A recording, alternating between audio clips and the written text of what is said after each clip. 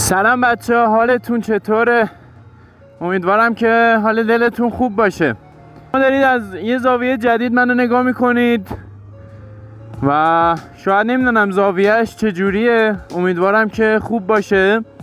اما بریم سراغ سوالات. آقا ما توی یکی از این ویدیوها تجربه 22,000 کیلومتر، تامنیلش هم شبیه گذاشتم که در واقع گم نکنیم، 22,000 کیلومتر تجربه‌مو بیان کردم و گفتم که سوال بپرسید. یه سری سوال پرسیدن و یه سری نپرسیدن. من از سوالات گذشته هم آوردم که بتونم ویدیو رو کامل بیان بکنم براتون.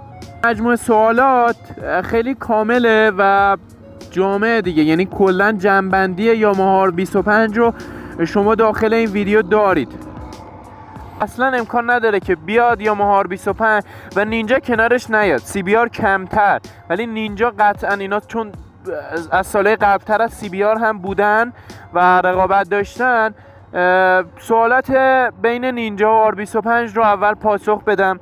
پرسیدن که بین یاماها و نینجا کدوم از نظر هندلینگ بهتره، که و تو ادامه هم پرسیدن که به کمرم فشار نیاد، یعنی این به کمر فشار نیومدنه خودش ملاکه.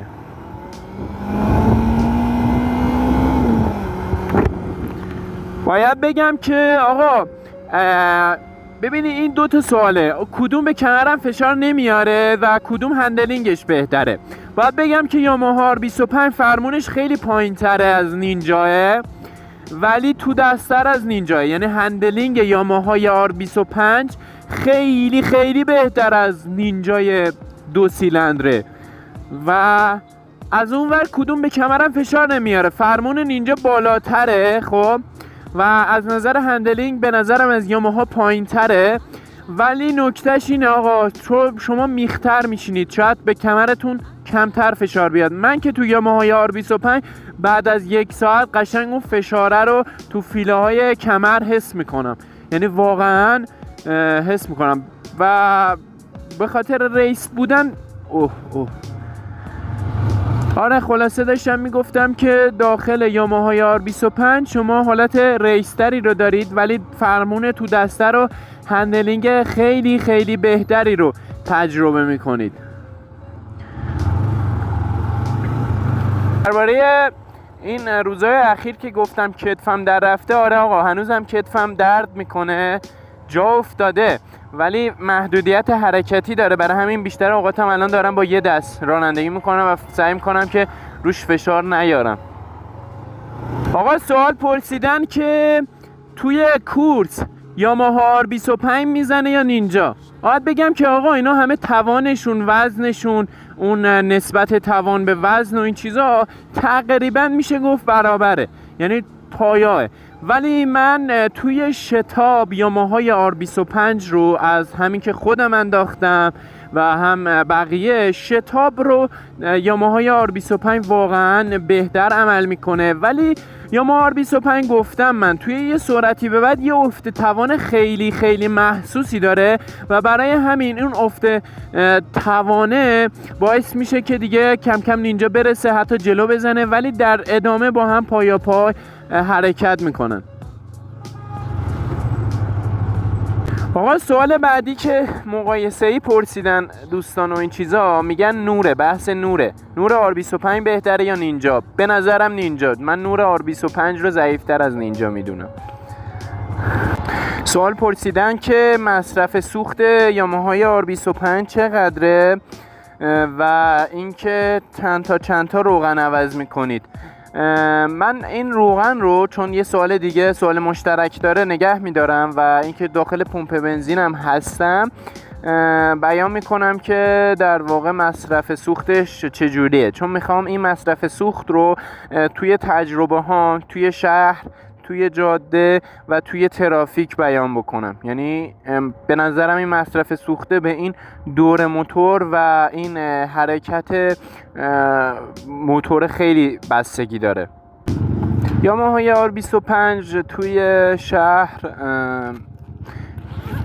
بدون ترافیک وقتی شما خیلی راحت برید و بیاید زیاد مصرف سوخت بالایی نداره. و میشه گفت 103 میسوزونه و دور پایین دیگه. شما مثلا نهایت دوری که بخواید آروم داخل شهر رفت آمد بکنید 56 هستش، دور موتور 5000 و 6000 هستش و بیشتر از این نیازی ندارید که داخل شهر رفت آمد بکنید. اما نکته قابل توجهش اینه که داخل ترافیک که قرار میگیرید شما دیگه چیز ندارید، اسمش چیه، حرکت ندارید و یه جورایی مصرف سوخت خیلی دست در نکنه، یه جورایی مصرف سوخت خیلی بالاتری رو تجربه میکنید داخل ترافیک و دمای انجین هم خیلی بالا میره و میدونید که پا هم توی تابستون واقعا میسوزه. دمت گرم. نه بیشتر از اینه جا بذار برای کنسیگه. دمت گرم. چقدر زدی؟ بچه دیگه قیمت جدید هم هست، فکر کنم 50,000 تومان میفته دیگه. دلید 50,000 تومان. اما شما وقتی با این موتور میرید داخل جاده، باید بگم که یاماها R25 داخل جاده که شما میرید حرکت میکنید قشنگ اون اندازه‌ای که مصرف میکنه 104.5، یعنی شما دور موتور دیگه 9-10 دارید روون موتور کار میکنه و حرکت میکنه و 104.5 تایمی سوزونه و اونجا مصرف خیلی، ولی در کل میانگیناً من بخوام درباره یاماها R25 و مصرف سوختش بگم، میانگین دیگه 104.5 104 رو میسوزونه و از این نظر واقعا خیلی عذاب آوره، یعنی شما همش داخل پمپ بنزین هستید.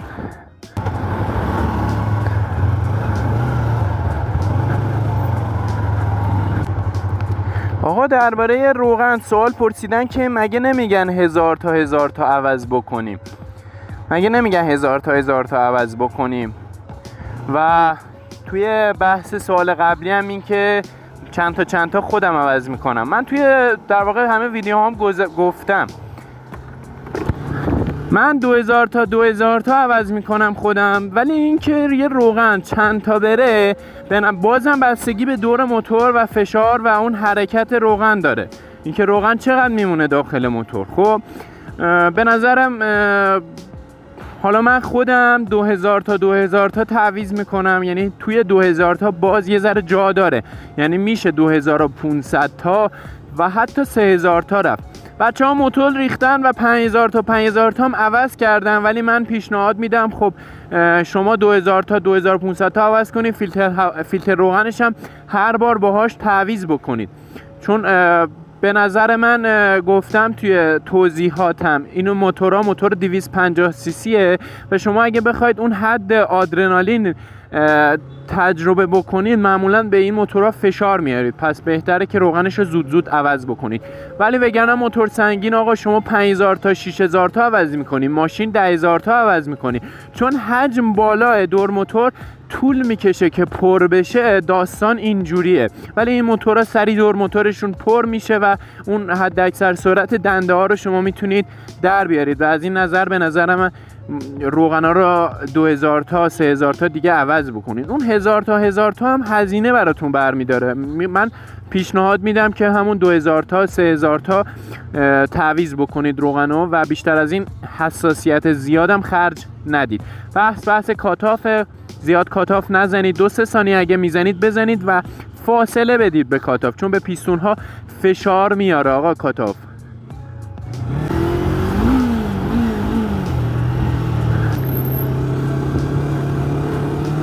هوا هم بارونیه، پاییز که بارون نیامد، البته هنوز پاییزیم ولی آخراشیم و به قولی دیگه اوایل زمستونه و اینا سرزدنای زمستون حساب میشه. آقا سوال پرسیدن که MT25 بهتره یا R25؟ آقا از نظر رفت آمد شهری، تو شهری و حتی مسافرت معلومه MT25، اما نکتهش اینه MT25 ABS نداره و خود نیرو موتور هم برمیداره، ولی اگر شما وارد بکنید خیلی بهتره. و درباره واردات هم سوال پرسیده، من نظرمو میگم، ولی R25 خب رئیس دیگه، فقط اونایی که عشقشو دارن R25 میگیرن و خوبیش هم اینه که ABS داره. سوال پرسیدن که آقا چند تا نمونه از قیمت قطعات و هزینه هاشو میگی؟ آقا شما هزینه مصرفی و روغن و ایناشو که بخوای تعویض بکنی، لنت الان 1 تومن، فیلتر هوا 2 تومن، سرویسش دیگه 2-3 تومن هستش این موتور، و روغن و فیلترش هم که بستگی داره چی بریزید. من متوسط میریزم 1.5 تا 2 تومن شما باید خرج بکنید برای R20 یاماهای R25. و از یه سری از قطعات دیگهش، فلاپ که خدا تومنه داداش. الان فلاپ بنلی میریم میخریم 8 تومن 10 تومن، فقط یه تیکه فلاپ بزرگاشو تو باک و اینا هزینه برمیداره. من فکر میکنم نزدیک 15-20 تومن فلاپ ها باشه. ولی از هزینه های دیگهش بگم که میخواید هزینه بکنید، مثلا شیلدش 3 تومن، شیلد مثلا اسپورت بهتون میدن. وین اسمش چیه، اون کایتای زیر چراغش الان نزدیک 2 تومن، اون موقع بهم قیمت میدادن.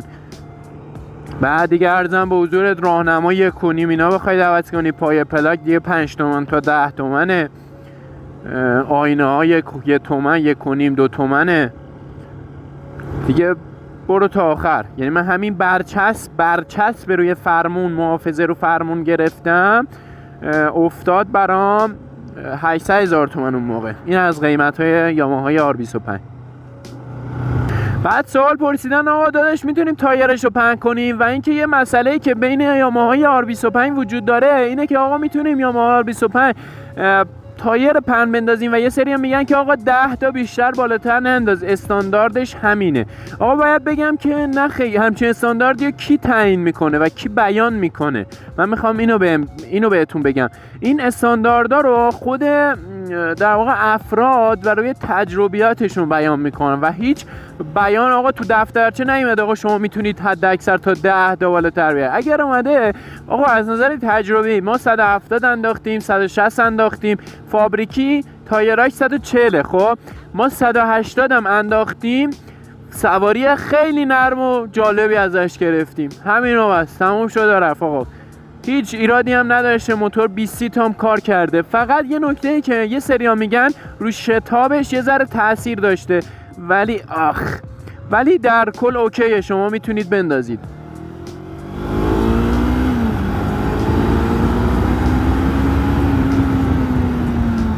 یه سوال پرسیدن آقا داداش من قدم 160 170 میتونم سوار بشم، میخوام بگیرم، اینا راحت تره، موتورای نیکد برام خیلی سخته.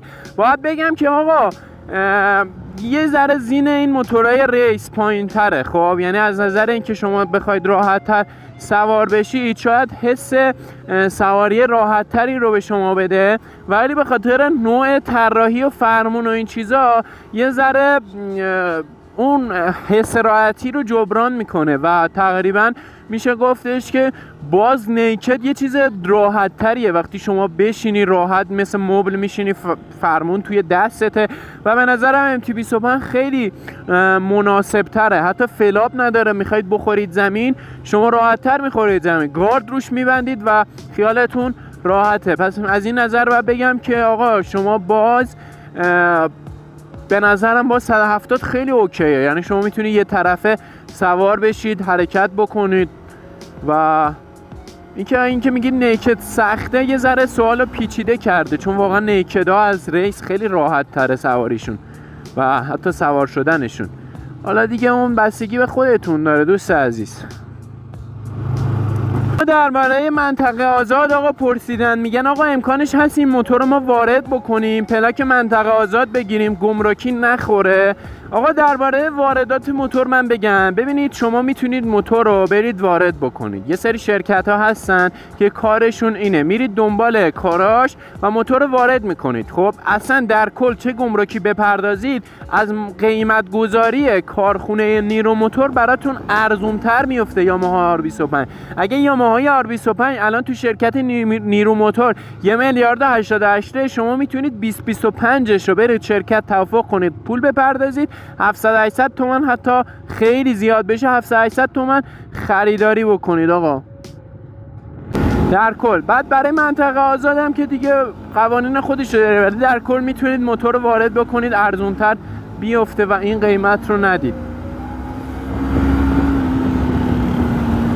سوال پرسیدن آقا دلیل انتخابت از یاماهای R25 چیه؟ آقا من خیلی یاماها R25 رو دوست دارم، خیلی ژن یاماها رو کلا اصلا دوست دارم، یعنی طراحی یاماها رو دوست دارم و این هم دیگه فرزند اوناست به قولی.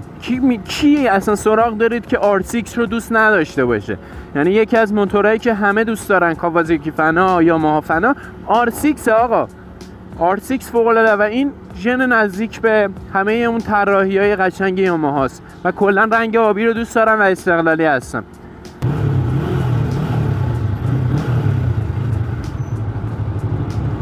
سوال پرسیدن اگر تو زمینای خیس یه ترمز بگیریم ترمز قفل میکنه یا نه؟ آقا ABS دیگه، اصلا شما وقتی ABS رو تجربه بکنی نظرتون عوض میشه. ABS شما رو به هیچ عنوان زمین نمیزنه تو مسیر مستقیم، ولی تو مسیر کج شما ترمز بگیری کج دیگه و امکان زمین خوردن وجود داره و آره دیگه ABS شما رو زمین نمیزنه. ولی نکته‌ای که درباره ABS R25 گفتم اینه که آقا ABS اصلی توی ایران نیست. اگه وارداتی باشه که MT25 هم اگه شما وارد بکنید ABS در واقع چی بهش میگن ABS، ولی این نیرو موتور ABS برمی‌داره یا برای R25 سفارش میده ارزان‌تر بیفته و ABSش دیلی داره. آقا این تجربه‌ایه که من دارم. یعنی که سوال پرسیدن که بیشترین سرعتی که رفتی چقدره؟ 174 تا، ولی بیشتر هم میره. خب ولی باید بگم که سوال اصلی، قسمت سوال اصلیش اینه هندلینگش تو اون سرعت چیه. به نظرم اوکیه و واقعا هیچ لرزش و هیچ استرس به آدم نمیده، واقعا محکمه یا R25 و هیچ حس نمی کنید. ولی در کل شما سرعت 160 170 تا دیگه نسبت توان به وزن رو بگیرید دیگه انتهای موتوره. یعنی شما هر چقدر اگر بگی لرزش احساس میکنید دیگه واقعا اون توان آخر موتور داره رس موتور کشیده میشه و اینکه تاپ اسپید دنده 5 170 تاست و شما 193 تا با اگزوز و هدرز و فیلتر هوا میتونید برید. داستان اون افت توانیه که داره و اون افت توانه نمیذاره تاپ اسپید خوب در واقع رقم بخوره و شما میتونید با اگزوز، هدرز و فیلتر هوا و شم قهرمانی یه ذره اینو جبران بکنید و راحت تر به 170 180 تا برسید. اینا چیزی بود که من میدونم درباره R25. سوال پرسیدن که موتور از کدوم نمایندگی خریدی؟ خب نمایندگی نیرو موتور میفروشه دیگه، غیر از نمایندگی نیرو موتور نمیفروشه. ولی گفتم یه سری شرکت ها هستن که شما میتونید موتور از اونجا تهیه بکنید. اینم سوال آخر. سوال دیگه ای هست شما توی کامنت ها بپرسید، من حتما جواب میدم بهش. و این بود همه تجربیات من. Let's go. کامنت، لایک، سابسکرایب یادت نره. من به این واچ تایمه نیاز دارم. دمت گرم.